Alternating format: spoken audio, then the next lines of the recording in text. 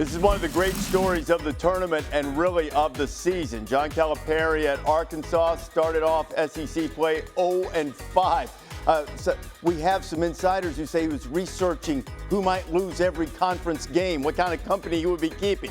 Yeah, well, he's not in that company. Instead, they won 11 of their next 17 games, and now they're in the Sweet 16. And the head coach of the Razorbacks, John Calipari, kind enough to join us now as they get set to take on Texas Tech after taking out St. John's.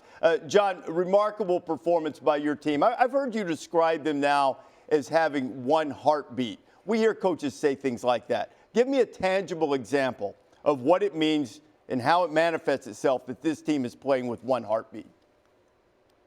They make each other better. When we were playing poorly, each guy was worried about himself.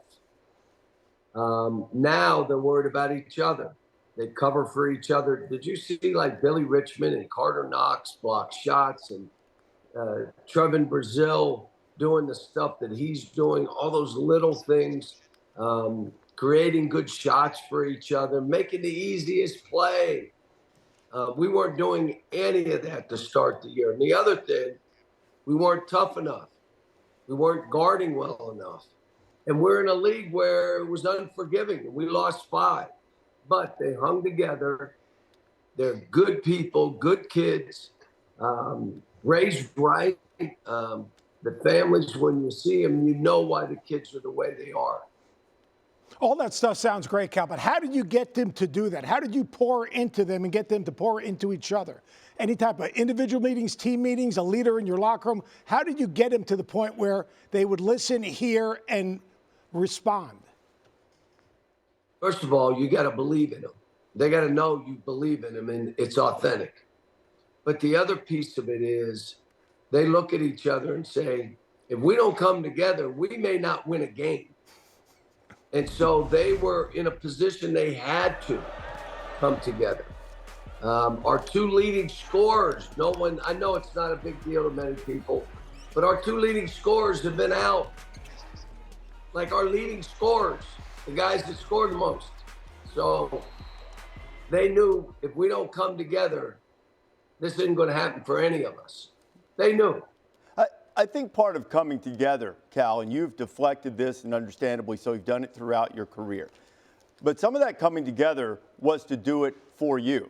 I mean, you start 0-5, you go to Rupp, and you win. You play Rick Pitino, you win. Now you're taking another team to the Sweet 16. What impact does that have on you personally when you've had some vindication through the way this season's gone and the way the tournament has gone up to this point? I don't need any vindication, but what I would tell you that was pretty nice after that Kentucky game in Rupp Arena, in that environment, one of the highest rated TV games all season, they did that and after said, this was for you too, coach. And, as a coach, you're about them. You care about them. You're trying to get them better. And when they come back and basically say, we know it. This is why we're doing this for you. It means something. But after that game, I said, how about we do this now? How about instead of doing it for me, you do it for each other. Do it for each other. But I appreciate that one. But let's move on. And I like your red tie, too, by the way. Did you do that because you knew I was coming on today, Reese? I did, but I was surprised to see your blue shirt. I just got out of Mass. Okay. And let me tell you, I didn't pray for either one of you two. Just so you know, I'm not going to sit here and lie. Seth was praying for you yesterday. I watched the game with him. So. Hey, Cal, look, when you coach, you're so involved in what you're doing on a daily basis. But your family, all right, they're along the ride with you. When you saw Ellen and Megan, and then you saw those videos of Megan going basically ballistic during the course of the games and becoming a social media darling, like when you saw them get that broken up, what went through your mind taking them on this journey with you?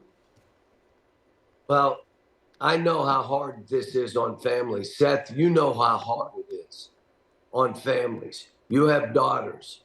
I have a son and 2 daughters. I mean, when people are attacking me or we're losing games or whatever, and they watch and see how I am, it affects them. And I had more texts of people that cried watching Ellen and Megan, and then I guess they both cried. I don't know. I haven't seen the video, but she was crying. Ellen, they came down when it was on the after, and I mean, trying to tell the world this is not about me. This is families.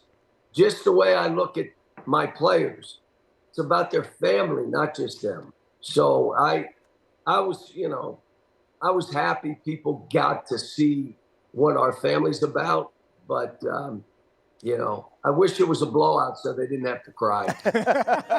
You've got the opportunity now. 2 more wins. You'll be the first guy to take 4 different programs to the Final Four. A lot has been accomplished. How would you characterize this team's ability to maybe win 2 more games to go to the Final Four? Well, the hungry dog runs the fastest. So I'm just hoping we're still hungry.